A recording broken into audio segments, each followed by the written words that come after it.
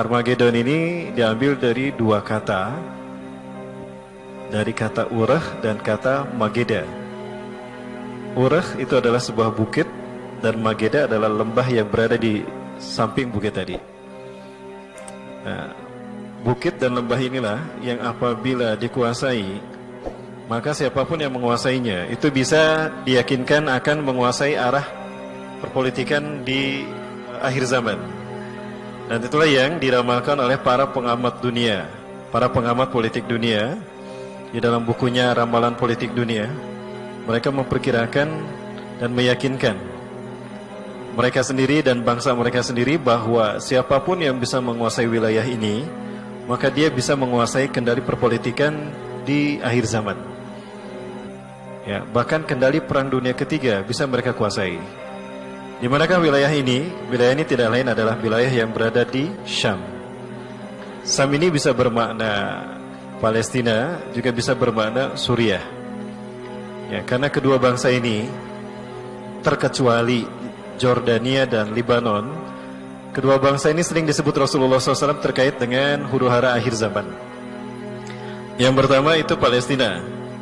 Palestina terkait dengan akan berkumpulnya kelompok yang terbaik dari 3 titik. Yang pertama dari Suriah, yang kedua dari Khurasan, dan yang ketiga mudah-mudahan ini disebutnya dari timur. Ya, tapi timur di sini adalah Indonesia. Mudah-mudahan. Ya. Kalau Suriah ini bisa disebut juga sebagai kelompok Ahlus Syam. Ya, kalau Khurasan disebut sebagai para pembawa panji hitam. Adapun peluang Indonesia adalah disebut sebagai Taifah Mansurah. Kenapa disebut Taifah Mansurah? Artinya kelompok ini muncul dari negara yang rakyatnya, yang kaum muslimin di negara ini dizolimi oleh penguasanya. Artinya penguasa di mana kaum muslimin berada, di mana kelompok ini berada adalah digambarkan sebagai tirani yang zolim. Maka kelompok ini muncul dan disebut Qit'atun, disebut Taifah karena dia merupakan Qit'atun minal muslimin. Sedikit sekali jumlah mereka dari kaum muslimin yang ada di negaranya. Nah, tapi mereka mansurah, mereka ditolong oleh Allah Subhanahu wa taala. Ketika mereka diterpa kezaliman, mereka difitnah, kemudian mereka digembosi, mereka juga kemudian dikebiri hak-haknya. Ya, hingga pada akhirnya mereka diperangi oleh penguasanya sendiri. Kemudian Allah menolong mereka karena keistiqomahan mereka mengamalkan Quran dan Sunnah di akhir zaman. Maka disebutnya Taifah Mansurah, kelompok yang ditolong. Mudah-mudahan kita termasuk di dalamnya. Amin ya rabbal alamin.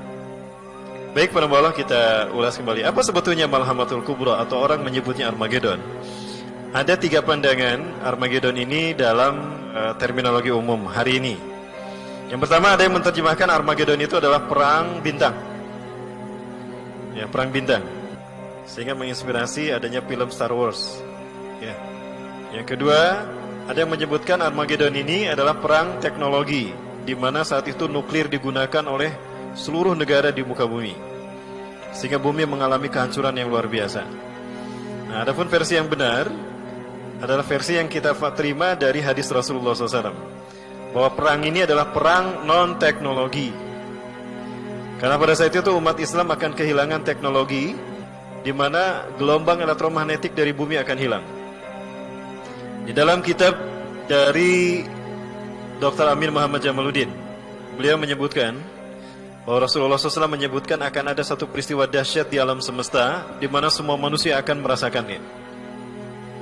Apabila itu terjadi, maka masuklah kalian ke rumah-rumah kalian, tutup rapat pintu rumah kalian, tutup rapat ventilasi atau jendela-jendela rumah kalian. Berkumpullah bersama keluarga, berkasih sayanglah dengan mereka, beristighfarlah kepada Allah sebanyak yang kamu mampu, puji Allah sebanyak yang kalian mampu. Bisa jadi kalian adalah saat itu adalah orang yang terakhir di muka bumi. Bumi akan kehilangan 2/3 penduduknya, yang tersisa adalah sepertiganya akibat bencana tadi. Nah, suma'utum ila ma bada'tum, suma'utum ila ma bada'tum, suma'utum ila ma bada'tum. Kalian akan kembali ke zaman kalian datang pertama kali. Artinya tanpa teknologi. Jadi para ulama kalian, HP yang kita pegang setiap saat itu tidak akan bisa digunakan sama sekali. Ya. Karena teknologinya hilang, satelitnya hilang, dan gelombang elektromagnetik bumi hilang. Maka sinyal sama sekali tidak akan ada. Ya, mobil juga nggak akan berjalan. Kan mobil juga menggunakan, dipengaruhi oleh sistem magnetik. Kapal terbang juga sama. Semua teknologi hilang. Tanpa artinya dia menjadi benda tak berfungsi. Ada fungsinya barangkali, jadi mainan anak-anak kecil. Ya. Nah, pada saat itulah justru terjadinya peristiwa dahsyat, pertarungan yang Rasulullah sebutkan Malhamatul Kubra, di mana tokoh-tokoh yang dijanjikan Rasulullah akan hadir saat itu. Yang pertama Imam Mahdi, yang kedua Dajjal, yang ketiga Nabi Isa alaihi salam. Baik, Bapak Ibu rahmati Allah, perang demi perang ini sebetulnya bukanlah sesuatu yang diinginkan di dalam Islam. Islam tidak mengharapkan perang, sama sekali tidak mengharapkan perang. Bahkan syariat perang pun tidak dari awal ada. Ya. Perang dalam arti qital, jihad fisabilillah, itu ada belakangan. Setelah Rasulullah SAW hijrah ke Madinah dan kaum muslimin. Jadi di Mekah tidak ada perintah perang. Artinya Islam tidak mengharapkan perang. Walaupun ada hadis yang mengatakan, di dalam hadisnya Rasulullah SAW mengatakan, umirtu an uqatilan nas hatta yaqulu la ilaha illallah Muhammadur Rasulullah. Aku diperintahkan Allah untuk memerangi manusia sehingga mereka mengatakan la ilaha illallah Muhammadur Rasulullah. Fa idza fa'alu dzalika, apabila mereka sudah menyatakan la ilaha illallah Muhammadur Rasulullah, mengakui Allah sebagai Tuhannya, Muhammad sebagai nabi dan rasulnya, faqad asamu minni dima'uhum wa amwaluhum. Sungguh telah terlindung dariku darah mereka dan harta mereka. Artinya haram kita mengambil harta orang Islam, orang yang sudah bersyahadat, dan haram kita mengucurkan darahnya. Illa bihaqqil Islam, kecuali dengan hak Islam. Ya. Apa maksudnya hak Islam? Islam punya hak dari harta kita, yaitu zakat, ya. Dan zakat fitrah, zakat harta, itu hak Islam dari harta kita. Ya. Ada juga sedekah, ada juga wakaf, itu hak Islam. Hak Islam dari darah kita adalah memperjuangkan Islam sampai titik darah penghabisan. Ya, itu hak Islam. Hisabuhum Allah, kata Rasulullah. Hisab mereka terserah Allah. Nah, hadis ini menunjukkan bukan berarti ketika datang Rasulullah langsung berperang, tidak. Ya, itu untuk menunjukkan penekanan bahwa betapa wajibnya manusia menerima dakwahnya Islam, dakwahnya Rasulullah SAW. Yang artinya resikonya pada akhirnya nanti harus diperjuangkan walaupun harus dengan berperang. Jadi sekali lagi bahwa perang bukan perintah prioritas, bukan prioritas pertama, tapi itu adalah sebuah alternatif terakhir ketika musuh-musuh Islam menyerang Islam. Ya. Baik Bapak Ibu rahmati Allah, kembali kepada Armageddon. Jadi Armageddon ini istilah bukan dari Rasulullah SAW, tapi istilah dari para pengamat akhir zaman. Ya, ahli hadis baik dari barat ataupun dari timur tengah. Baik, Bapak Ibu yang dirahmati Allah, ada beberapa perbedaan pandangan antara saya dengan beberapa ustadz di Indonesia ini, seperti antara saya dengan Ustadz Ihsan Tanjung, saya dengan Ustadz Abu Fatih Al-Adnani, atau dengan ustadz-ustadz yang lain, termasuk antara saya dengan Ustadz Zulkifli Muhammad Ali Uzma, tentang Armageddon. Tapi tetap kami bersatu, berjamaah, tidak bertikai, dan tetap kami menyampaikan ini sebagai bentuk hasanah keilmuan terkait dengan akhir zaman. Perbedaannya terletak pada apakah Armageddon itu sama dengan Malhamatul Kubra. Saya memandang Armageddon berbeda dengan Malhamatul Kubra. Perang Armageddon, perang di mana teknologi masih ada, masih digunakan. Baik, nah Armageddon, perang di mana teknologi masih digunakan. Dan perang ini terjadi sebelum Imam Mahdi muncul, sampai nanti Imam Mahdi dan kaum muslimin berhasil mengambil kembali Konstantinopel dari pasukan Rum setelah Romawi berhasil dikalahkan. Nah, dan ini perangnya banyak.